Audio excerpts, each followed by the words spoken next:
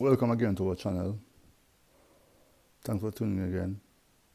If you're new, remember to like, subscribe and share. And if you have been here before, we thank you for your continued support. Our channel, One Africa, Black Media, where we like to promote Africa, promote Afro greatness, and where we fundamentally believe in one Africa and one black race. We also like to look at the issues affecting the black race in the past, in the present, and like we all like to say, and like we said before, we like to put forward suggestions where we can shape the black race and shape the future of Africa so we can ultimately attain independent financial stability. Because as Bob Marley once said, repeat what Marcus Garvey said also, that we must emancipate ourselves from mental slavery. None but ourselves can free our mind. Also, our Emperor Haile Selassie reminded us many decades ago, and we have mentioned this before, basically until the color of a man's skin is no more significant than the color of his eyes, then there are going to be a lot of wars. Now, in this cycle, we want to discuss racism must die.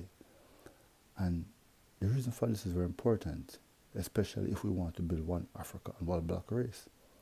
Because if we go back several thousand years when we had the great black civilization in Kemet, and we had places like the city of Thebes, where black people was ruling themselves independently without depending on any outside help.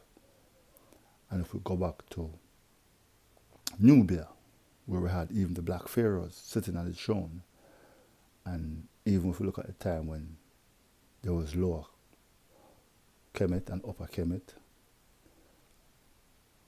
working together as the land of Kush, and it was all black people governing themselves and shaping their own future. But we know then came many invasions. Kemet was destroyed through racism, and black people eventually lost all their kingdom in Africa, like we mentioned before. And as racism continued, black people ended up in 4 years of slavery.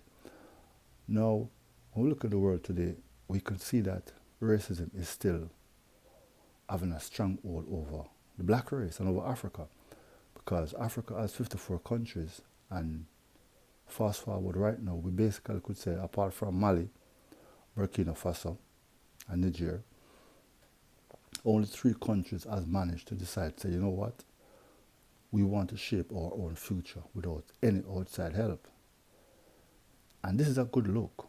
But what about the other 48 or 49 countries? We need them to also come on board so that these borders in Africa that was established through racism can be removed, and people in Africa can be united with those in the Caribbean and all over the world without have to go through red tapes and a lot of paperworks just to see their own people and their own family. And this is also based on racism again, because why is it should a man pay or have to get a visa to go and visit his own family who look exactly like him, when back then, when black people to govern themselves independently without the influence of external racism, this was not the case. So basically, we see racism as a thing that is holding back Africa, because there are leaders in Africa who don't think for the better of Africa, but see Africa through the eyes of outside influence. And this isn't a good look.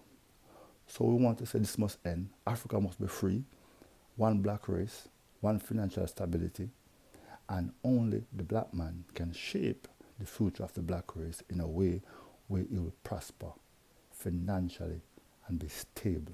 Thanks for listening. Remember to like, subscribe, and share as we say end to racism, one financially stable Africa, one black race.